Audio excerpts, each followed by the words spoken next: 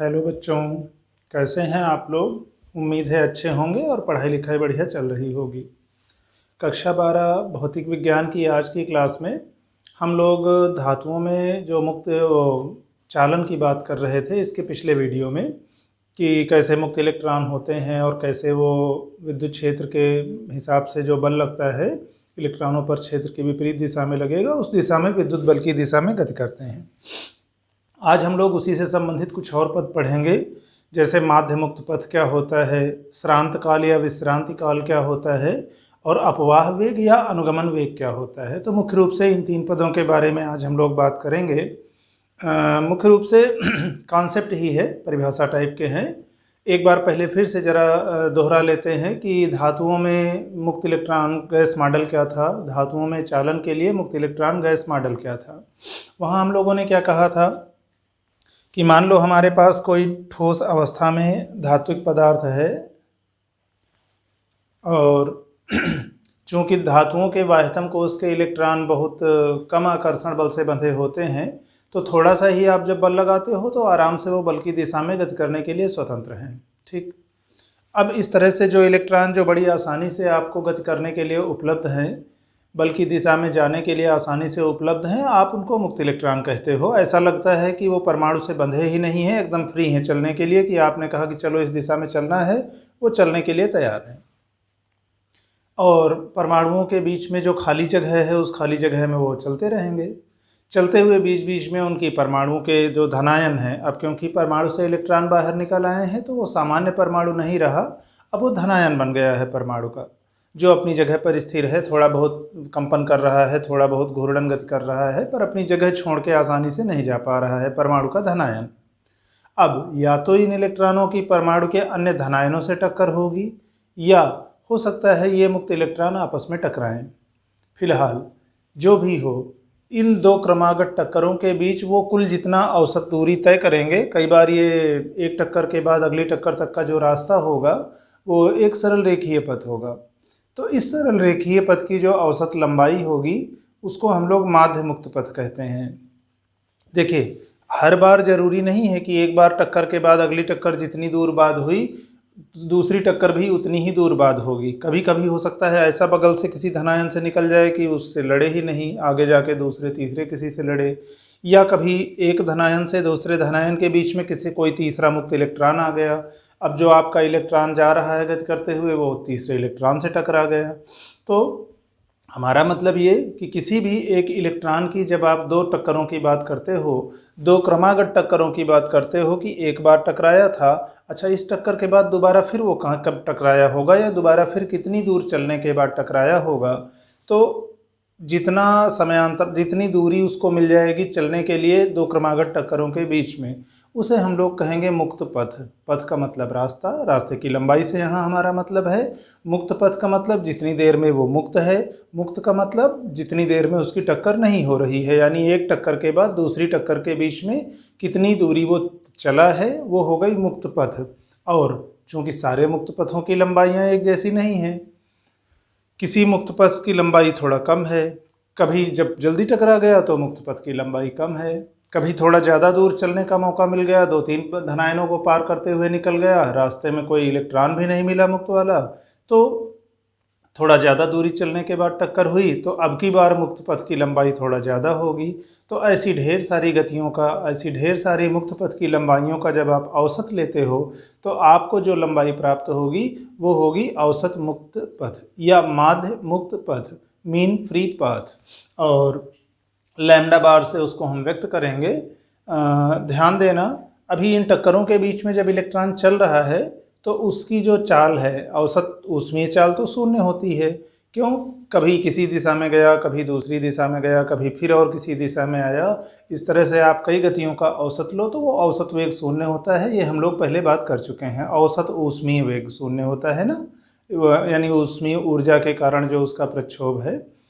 तो ठीक है, उस कहानी को थोड़ा ध्यान में रखते हुए कि कैसे धातुओं में मुक्त इलेक्ट्रॉन होते हैं, कम बाह्यतम कोश के इलेक्ट्रॉन कम आकर्षण बल से बंधे होने के कारण, और वो मुक्त इलेक्ट्रॉन धातुओं के जो परमाणु होते हैं, जब इलेक्ट्रॉन उनसे निकल गए, अब वो धनायन बन गए, तो उन धनायनों के बीच में, आप कह लो परमाणुओं के बीच में जो उपलब्ध आकाश है, अंतराणुक आकाश है, उसमें वो अनियमित गति करते रहते हैं।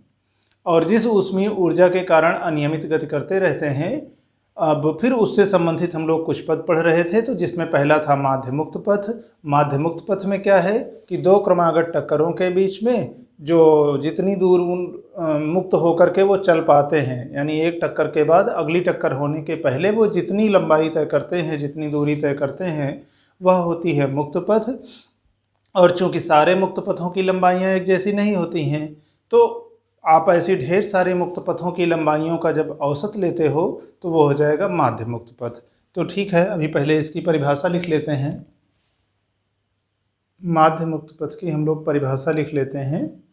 माध्य मुक्त पथ, जिसे लैम्डा बार से हम व्यक्त कर रहे हैं, परिभाषित कैसे कर सकते हैं? किसी मुक्त इलेक्ट्रॉन द्वारा दो क्रमागत टक्करों के बीच चली गई औसत दूरी को माध्य मुक्त पथ यानी लैम्डा बार कहते हैं। चली गई औसत दूरी का मतलब पथ की लंबाई, दूरी का मतलब पथ की लंबाई से है मुक्त। और ठीक है, तो ये इतना परिभाषा वाला हिस्सा हुआ। फिर माध्य मुक्त पथ से संबंधित कुछ बातें। पहली बात तो ये कि माध्य मुक्त पथ लैम्डा बार की कोटि लगभग 10⁻⁹ मीटर के कोटि की होती है। एंगस्ट्राम में कहें तो 10 एंगस्ट्राम की कोटि की होती है। परमाणुओं के बीच की या अणुओं के बीच की दूरी इससे थोड़ा कम होती है। कई बार आप कह सकते हो कि 2-3-4 एंगस्ट्राम से लेकर 5-6 एंगस्ट्राम के बीच में ज़्यादातर परमाणुओं पदार्थों में होती है अणुओं के बीच की दूरी। तो कोटिमान जब उसका हम कहेंगे तो वो 10 आएगा। और दूसरा ये कि जरूरी नहीं है कि दो क्रमागत टक्करें लगातार के धनायनों से ही हो, बीच बीच में कुछ धनायनों से बच करके भी इलेक्ट्रॉन आगे जा सकता है। तो लैम्डा बार का मान जो अणुओं के बीच की औसत दूरी होती है उससे थोड़ा सा ज़्यादा हो सकता है। फिलहाल एक मोटा अंदाजा कि लैम्डा बार की कोटि 10 एंगस्ट्राम यानी 10⁻⁹ मीटर की कोटि की होती है। दूसरी बात, चूंकि ये पथ की लंबाई है तो लैम्डा बार का जो मात्रक होगा वो मीटर होगा, और अगर आप विमीय सूत्र कहो तो केवल यल होगा, यानी m0 l1 t0, ठीक, लेंथ। तीसरी बात कि ताप बढ़ने पर धातु के धनायनों के कंपन का आयाम बढ़ने के कारण लैम्डा बार का मान यानी माध्य मुक्त पथ का मान कुछ कम हो जाता है। जब मान लो हम किसी एक पदार्थ के माध्य मुक्त पथ की बात करें, दो भिन्न स्थितियों में, एक बार ताप का मान कुछ कम है, दोबारा हमने उसका ताप कुछ बढ़ा दिया है। तो जब आप ताप का मान बढ़ा दोगे पदार्थ के, तो उसके अणुओं के कंपन का आयाम बढ़ जाएगा। अभी क्या है, मान लो पहले कम ताप है, कंपन का आयाम थोड़ा है, बीच में दूरी थोड़ा ज़्यादा है। तो बीच में थोड़ा ज़्यादा दूरी है तो दो क्रमागत टक्करों के बीच में हो सकता है थोड़ा ज़्यादा दूरी तय करे इलेक्ट्रॉन। लेकिन ताप आपने बढ़ा दिया, कंपन का आयाम मान लो बढ़ गया, तो अब ये बीच की जो खाली दूरी है ये वाली ना, अब कम बची। तो जब ज़्यादा धीरे धीरे कंपन कर रहे हैं तो बीच में ज़्यादा खाली जगह है, ज़्यादा कंपन कर रहे हैं तो अब इलेक्ट्रॉन के टकराने की संभावना ज़्यादा जल्दी आ जाएगी। बीच में माध्य मुक्त पथ का मान अर्थात माध्य मुक्त पथ का मान कुछ कम हो जाएगा। तो ये 3 बातें थी माध्य मुक्त पथ से संबंधित। अब इसके बाद अगले पर हम लोग आते हैं श्रांत काल या विश्रांति काल पर, तो उसको देखते हैं। अब आते हैं दूसरे पद पर, श्रांत काल या श्रांति काल या विश्रांत काल या विश्रांति काल, रिलैक्सेशन टाइम। एक बार थोड़ा सा शाब्दिक अर्थ पर गौर करते हैं। श्रांत काल या विश्रांति काल का मतलब जितनी देर आराम करने को मिले।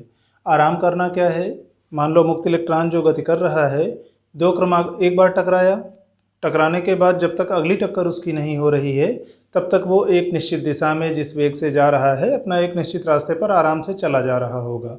फिर दोबारा जब टक्कर हो गई तो उसके मानों में, उसके वेग में, उसकी गति की दिशा में अचानक परिवर्तन संभव है। तो जब तक कोई परिवर्तन नहीं हुआ है, अपने मन से आराम से चले जा रहे हैं एक नियत दिशा में, चाल भी जो भी है, तो तब तक समझो आराम में है। तो टक्कर एक तरह से उनके लिए समस्या है, यानी दो समस्याओं के बीच जितनी देर नहीं पड़े उतनी देर समझो आराम करने को मिला। यानी दो क्रमागत टक्करों के बीच जो लगा हुआ समय है उसी को हम श्रांत काल कहेंगे। चूँकि श्रांत काल का मान भी कि कभी थोड़ा कम होगा, कभी थोड़ा ज़्यादा होगा। जैसे इसके पहले हम लोग माध्य मुक्त पथ की बात कर रहे थे, कि माध्य मुक्त पथों की लंबाइयाँ अलग अलग टक्करों में अलग अलग होंगी। तो यहाँ भी श्रांत काल में भी हम लोग औसत ही निकालेंगे कि दो क्रमागत टक्करों के बीच में कितना औसत समय लगता है। समझो दो वही उतनी देर इलेक्ट्रॉन को आराम करने को मिला, मुक्त इलेक्ट्रॉन को। तो दो क्रमागत टक्करों के बीच लगे औसत समयांतराल को हम लोग श्रांत काल कहेंगे। दूसरा, इसको आप इस तरह से भी परिभाषित कर सकते हो कि चूंकि मुक्त इलेक्ट्रॉन अभी ये ऊष्मीय वेग से गति कर रहा है और श्रांत काल का मतलब दो क्रमागत टक्करों के बीच का औसत समय है। और अगर आप चाल, दूरी और समय के बीच का संबंध कहो तो समय बराबर दूरी बटे चाल होता है। समय का मतलब यहाँ श्रांत काल है और दूरी का मतलब यहाँ माध्य मुक्त पथ है, जब आप दो क्रमागत टक्करों के बीच औसत की बात कर रहे हो। और तो दूरी हो गई माध्य मुक्त पथ, चाल हो गई जो अनियमित ऊष्मीय चाल है। तो अनियमित ऊष्मीय चाल से गति करते हुए जो उसका वर्ग माध्य मूलमान आएगा औसत निकालने के लिए चाल का, तो माध्य मुक्त पथ की दूरी तय करने में जो समयांतराल लगेगा उसी को हम लोग श्रांत काल कहेंगे। तो वही हम लोगों ने परिभाषा रूप में लिखा है, एक बार देख लेते हैं ध्यान से जो कुछ लिखा है। एक पहले तो श्रांत काल या विश्रांति काल टाउ से व्यक्त करते हैं, जैसे बलाघुरुड़ को टाउ से व्यक्त करते थे, रिलैक्सेशन टाइम। तो परिभाषा में मुक्त इलेक्ट्रॉन द्वारा दो क्रमागत टक्करों के मध्य लगे औसत समयांतराल को श्रांत काल कहते हैं। एक तो आप ऐसे कह सकते हो कि दो क्रमागत टक्करों के बीच में कितना औसत समयांतराल लग रहा है, मतलब कितना औसत समय लग रहा है। दूसरा, आप ये भी कह सकते हो कि इसका मान यानी श्रांत काल का मान ऊष्मीय वेग से गति करते हुए, ये ऊष्मीय वेग जिसका औसत मान हम लोग VRMS लेंगे, आगे देखेंगे अभी, तो उस अनियमित ऊष्मीय वेग से गति करते हुए मुक्त इलेक्ट्रॉन द्वारा माध्य मुक्त पथ यानी लैम्डा बार दूरी तय करने में लगे समयांतराल के बराबर होता है। अर्थात टाउ बराबर टाउ के, अभी आप यहाँ देखो ये क्या है, ये समय है, ये दूरी है, ये चाल है। यानी इस औसत चाल से चलते हुए यह दूरी तय करने में जितना समय लगता है उसी को हम लोग श्रांत काल कहते हैं। तो ठीक है, आप ऐसे कह सकते हो। ये दूसरा वाला जो हमने कहा था। अच्छा, लैम्डा बार हम लोग इसके पहले बात कर चुके हैं कि 10⁻⁹ मीटर की कोटि का होता है। VRMS क्या है? ये मुक्त इलेक्ट्रॉनों की औसत ऊष्मीय चाल है। और जैसे गैसों के अणुगत सिद्धांत में हम लोगों ने पढ़ा है कि अगर आप किसी एक अणु की औसत ऊष्मीय चाल की बात करो तो उसी तरह से हम यहाँ भी इलेक्ट्रॉन के लिए कह सकते हैं कि एक मुक्त इलेक्ट्रॉन की जो औसत ऊष्मीय चाल होगी वो इस सूत्र से दी जाएगी।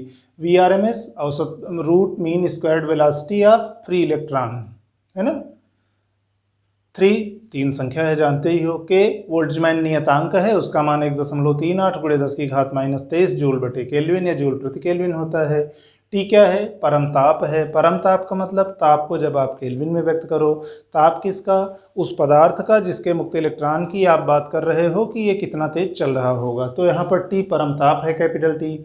स्मॉल एम क्या है? स्मॉल एम मुक्त इलेक्ट्रॉन का द्रव्यमान है। जब हम गैस के लिए बात कर रहे होते हैं तो वहाँ पर यम गैस के एक अणु का द्रव्यमान होता है। यहाँ हम जब इलेक्ट्रॉन की बात कर रहे हैं तो एम एक इलेक्ट्रॉन का द्रव्यमान है। अब जरा एक बार इसका औसत मान देख लेते हैं। तो ठीक है, अभी यहाँ तक तो परिभाषा की बात थी। नोट में हम लोग जरा कोटिमान निकालना चाह रहे थे कि ये श्रांत काल की कोटिमान कितनी होती है। तो लैम्डा बार की कोटिमान हम लोग लिख चुके हैं कि 10⁻⁹ मीटर के कोट की होती है। VRMS का एक बार गणना कर लेते हैं, है ना, क्योंकि यहाँ पर के नियतांक है, यम भी नियतांक है, पता है इलेक्ट्रॉन का द्रव्यमान है।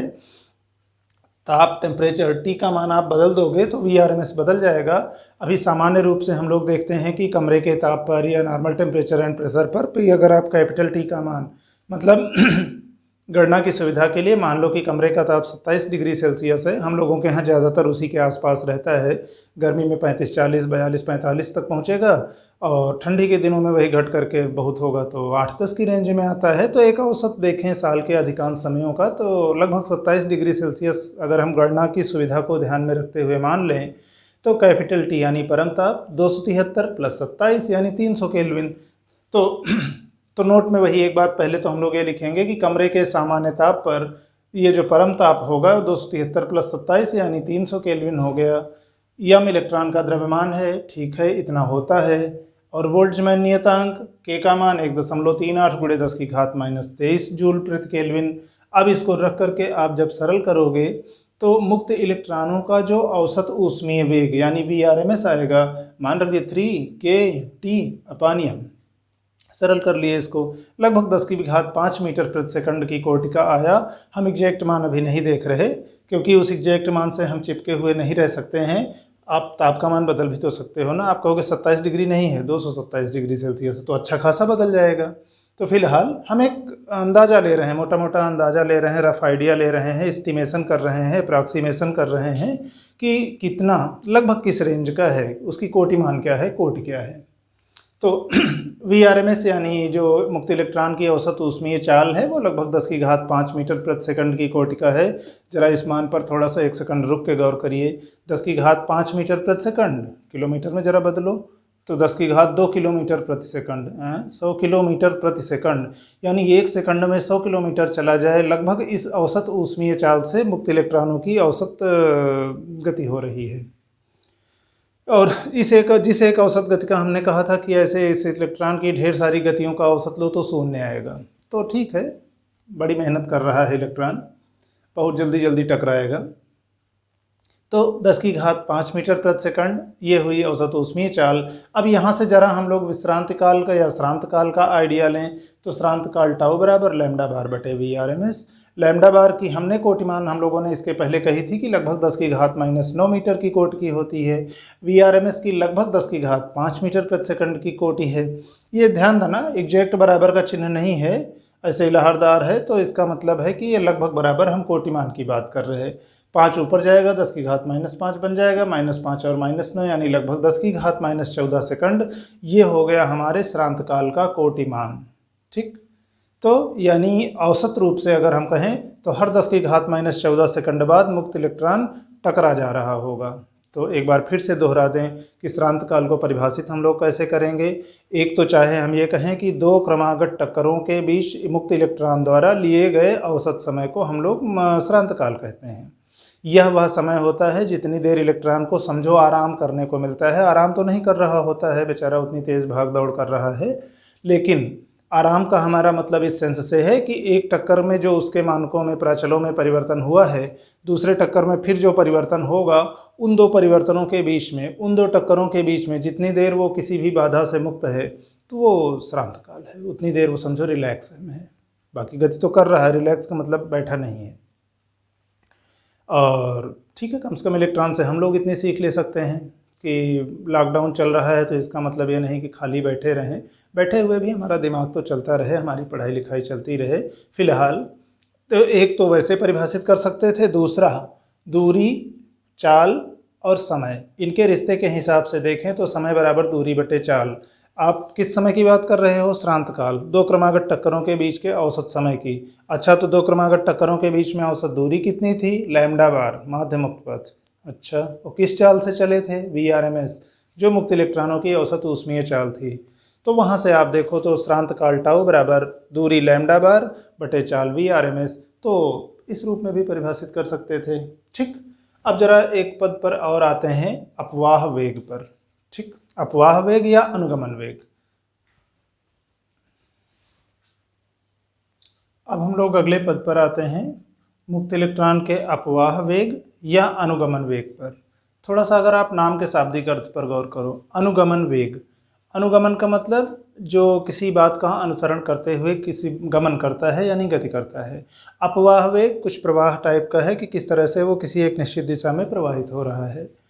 और ज़रा एक बार एक चीज़ पर और गौर करिए। इसके पहले हम लोगों ने कहा था कि धातुओं में जो मुक्त इलेक्ट्रॉन होते हैं, ठीक है, ढेर सारी संख्या उनकी है, अच्छे खासे वेग से गति कर रहे हैं। थोड़ी देर पहले हम लोगों ने अभी कहा था कि लगभग 100 किलोमीटर प्रति सेकंड की कोटि होती है उनके औसत ऊष्मीय वेग की।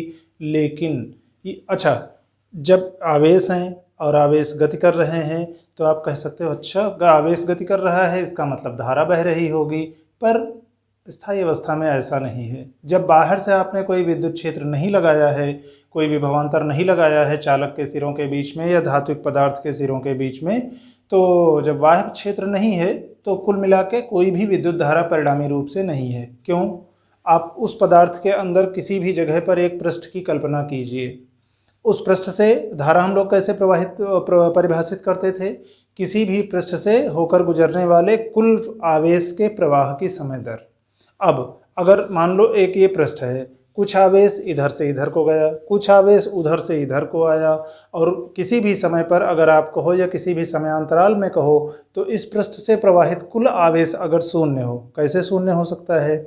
जितने इधर से इधर को गए उतने ही उधर से इधर को भी आए, तो कुल आवेश कितना स्थानांतरित हुआ? शून्य। क्यों? जितना एक दिशा में गया था उतना ही विपरीत दिशा में भी लौट आया है, जितना प्लस क्यू हुआ था उतना ही माइनस क्यू भी हो गया है। तो net Q zero, delta Q zero, आवेश की मात्रा में परिवर्तन शून्य। इसका मतलब स्थायी अवस्था में कोई धारा नहीं होती। क्यों? अच्छा, इसी वजह हम लोग क्या है, औसत ऊष्मीय वेग शून्य होता है। कभी एक दिशा में गए, कभी दूसरे में, कभी तीसरी, चौथी, पांचवी, इस तरह से ढेर सारी गतियों का आप औसत लो, ढेर सारे वेगों का आप औसत लो, तो औसत वेग शून्य आएगा। क्योंकि घटक रूप में वियोजित करोगे तो एक दूसरे को सबके घटक निरस्त करते रहेंगे, तो ऐसे ढेर सारी टक्करों का औसत, ढेर सारी गतियों का औसत शून्य। यानी इतनी तेज भाग दौड़ कर रहे हो, कुल परिणाम क्या है? जीरो, बेकार, कुछ नहीं है, ऐसे ही दिखावे की खाली भाग दौड़। लेकिन अगर आप बाह्य विद्युत क्षेत्र लगा देते हो, बाह्य विद्युत क्षेत्र लगाते हो यानी विभवांतर लगा करके उसके सिरों के बीच में आप विद्युत क्षेत्र स्थापित करते हो, तो क्या होगा? इलेक्ट्रॉन है, विद्युत क्षेत्र है, विद्युत क्षेत्र में इलेक्ट्रॉन यानी आवेशित कण पर गति बल लगेगा, विद्युत बल लगेगा। बल कितना लगेगा? अगर Q आवेश कैपिटल E तीव्रता के विद्युत क्षेत्र में रखा हो तो उस पर लगने वाला बल इतना होता है, हम लोग पहले पढ़ चुके हैं। ठीक, अब यहाँ पर इलेक्ट्रॉन पर आवेश की मात्रा यानी Q की जगह पर हमारा क्या हो जाएगा? माइनस E हो जाएगा। तो अगर आप सदिश रूप में कहो कि F और E सदिश राशियाँ हैं, तो ध्यान रखना ये क्या आएगा? F बराबर माइनस E। E क्या है? इलेक्ट्रॉन पर आवेश की मात्रा। कैपिटल E क्या है? बाह्य विद्युत क्षेत्र। कैपिटल F क्या है? इलेक्ट्रॉन पर लगने वाला बल। अब इलेक्ट्रॉन पर कुछ बल लग रहा है, बल लग रहा है, तो इसका मतलब इस बल के प्रभाव में इलेक्ट्रॉन कुछ गति भी करेगा। अब जब इस बल के कारण गति करेगा, अब और ये वाली जो गति होगी, पहले वाली जो ऊष्मीय गति थी उस पर आरोपित रहेगी, यानी वो वाली ऊष्मीय गति तो रहेगी ही रहेगी। अब उस पर साथ में थोड़ा सा एक घटक ये और जुड़ जाएगा, विद्युत बल वाला।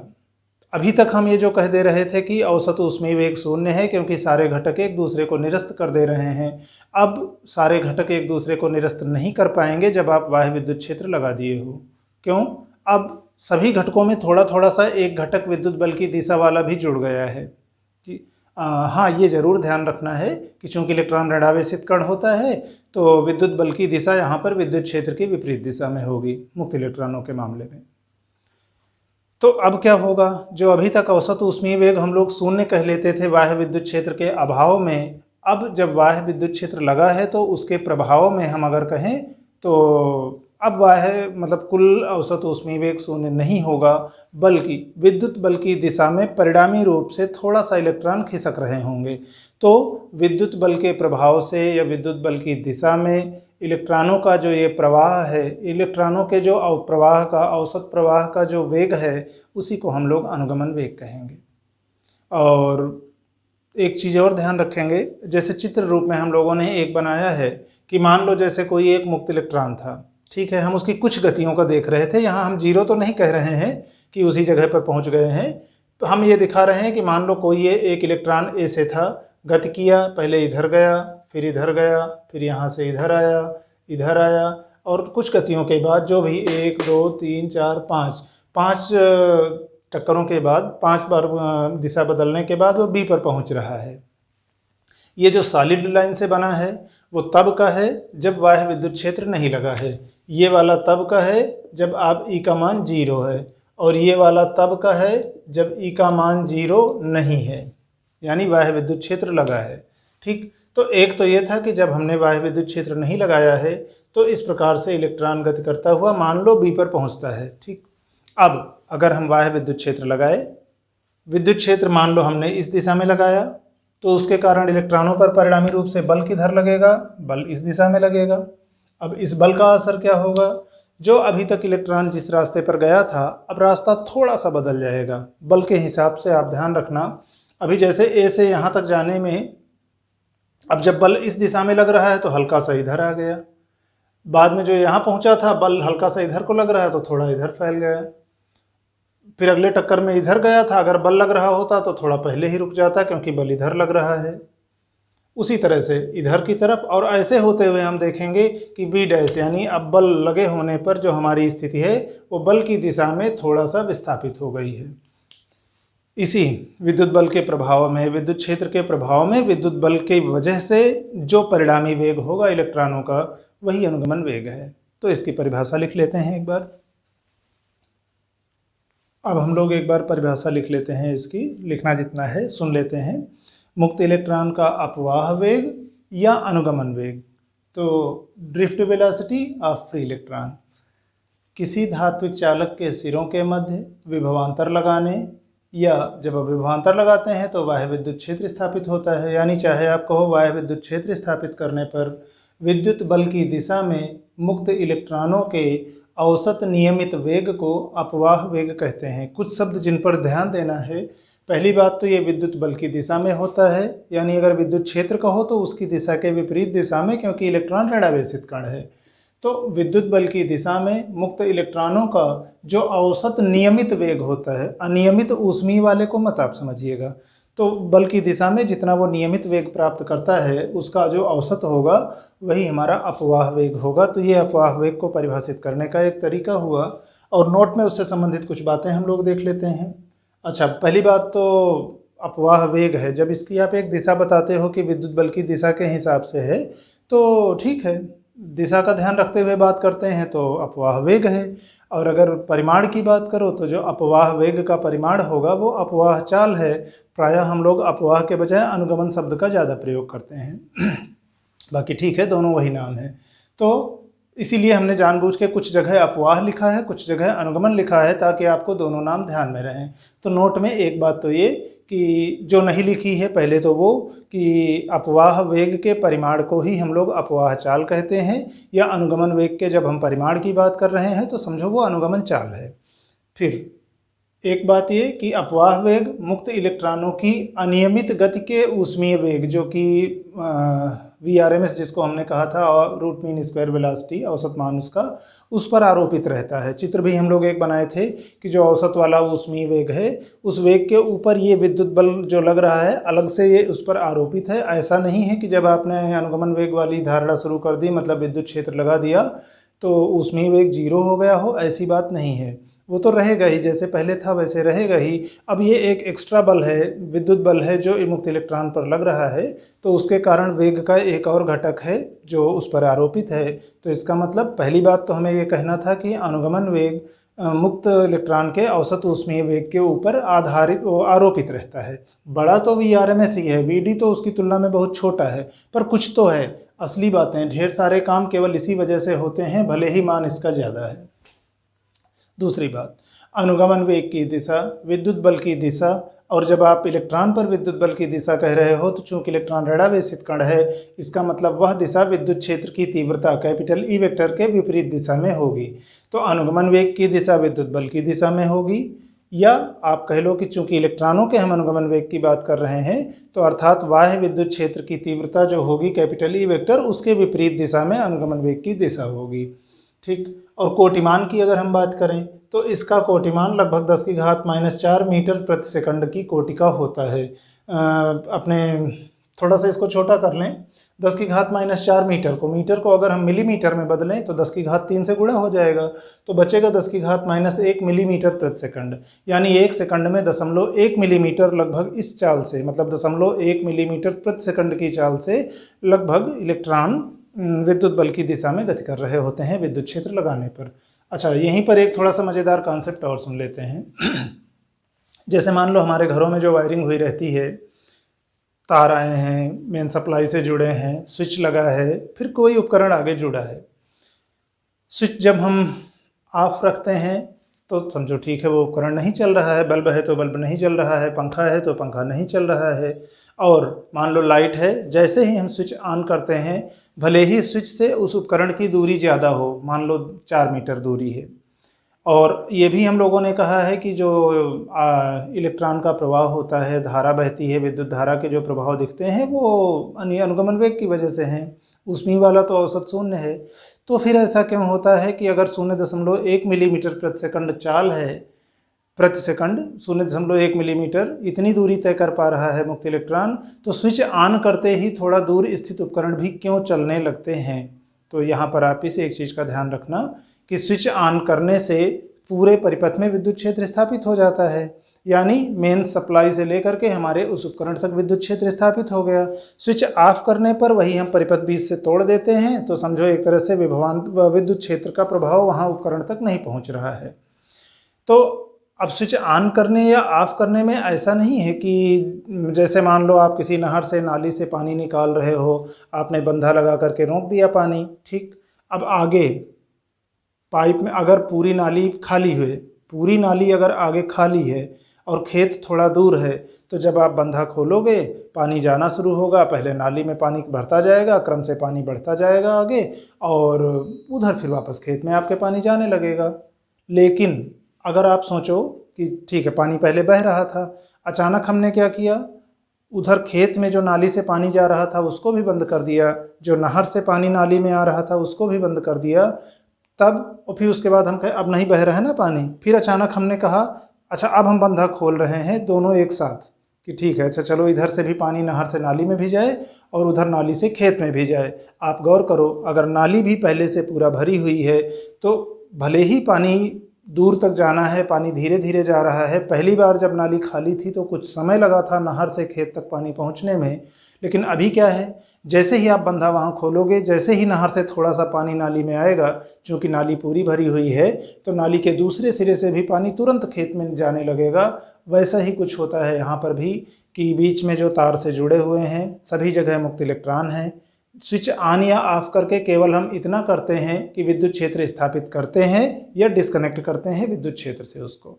और विद्युत क्षेत्र की गति की दिशा क्या होती है, वही आप मान के चलो कि जो निर्वात में विद्युत चुंबकीय तरंगों की दिशा यानी प्रकाश की चाल होती है, तो वो तो बहुत ज़्यादा होती है, 3 लाख किलोमीटर प्रति सेकंड। यानी स्विच ऑन करने पर मेन से लेके स्विच से लेके और उपकरण तक में संकेत पहुंचने में कि हाँ अब विद्युत क्षेत्र स्थापित हो गया है, कोई समय नहीं लगेगा लगभग, क्योंकि 3 लाख किलोमीटर प्रति सेकंड, 1 सेकंड में 3 लाख किलोमीटर, और इतनी दूर का थोड़ी होता है तार, इतनी उपकरण की दूरी नहीं होती है।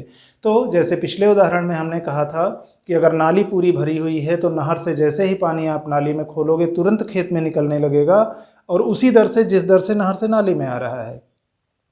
तो यहाँ भी वही है, पूरे रास्ते में तो इलेक्ट्रॉन भरे हुए हैं ना, तो आप विद्युत क्षेत्र लगाए तो ऐसा नहीं है कि स्विच के इस पार वाले इलेक्ट्रॉन को उपकरण तक जब पहुँचेगा तब उपकरण चलेगा। स्विच के इस पार का इलेक्ट्रॉन थोड़ा सा खिसका तो उसी समय पर उपकरण के पास वाला भी थोड़ा सा खिसका, तो अनुगमन वेग भले बहुत थोड़ा है, भले 0.1 मिलीमीटर प्रति सेकंड की कोटि का है, लेकिन इस तरह घर के उपकरण में स्विच ऑन करने का मतलब जब आप विद्युत क्षेत्र स्थापित करने के लिए हाँ कह देते हो तो हर जगह के इलेक्ट्रॉन गति करने लगते हैं। तो ऐसा नहीं है कि स्विच से मेन स्विच के बीच वाला इलेक्ट्रॉन जब उपकरण पे पहुंचेगा तब धारा बहेगी, ऐसा नहीं है। पूरे रास्ते में मुक्त इलेक्ट्रॉन भरे हुए हैं तो हर जगह का इलेक्ट्रॉन खिसकना शुरू होगा, हर जगह का मतलब उपकरण के पास वाला भी खिसकना शुरू होगा तो उपकरण के पास धारा बहेगी। इसलिए अनुगमन वेग का मान 10⁻⁻⁴ मीटर प्रति सेकंड की कोटि का होते हुए भी जैसे ही हम लोग स्विच ऑन ऑफ करते हैं हमें इस चीज़ का एहसास नहीं होता कि इलेक्ट्रॉन इतना धीरे खिसक रहे हैं तो समय लगेगा। क्यों? संकेत तो हमारा विद्युत चुंबकीय तरंगों की चाल से चलेगा, बाकी इलेक्ट्रॉन हर जगह के खिसकेंगे ना, ऐसा थोड़ी है कि स्विच के इस पार वाला वहाँ पहुँचेगा।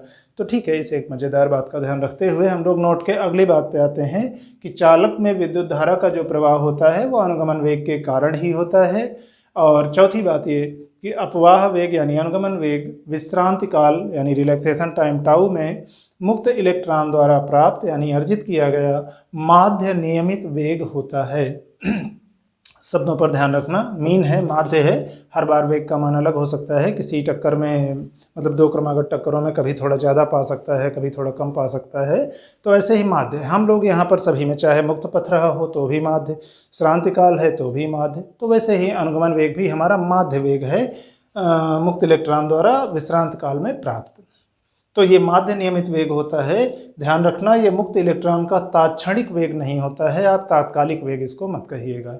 तो ठीक है, आज के लिए अभी फ़िलहाल मुख्य रूप से हमारे पास ये 3 कॉन्सेप्ट थे कि धातुओं में जब हम चालन की बात कर रहे हैं तो एक तो माध्य मुक्त पथ, दूसरा विश्रांति काल या श्रांत काल रिलैक्सेशन टाइम टाउ, और तीसरा अपवाह वेग या अनुगमन वेग ड्रिफ्ट वेलोसिटी वीडी।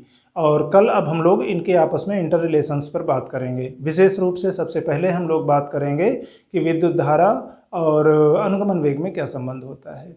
तो आज के लिए अभी केवल इतना ही। आप लोग अपनी तबीयत का ध्यान रखते हुए पढ़ाई लिखाई बढ़िया से करते रहिए। धन्यवाद।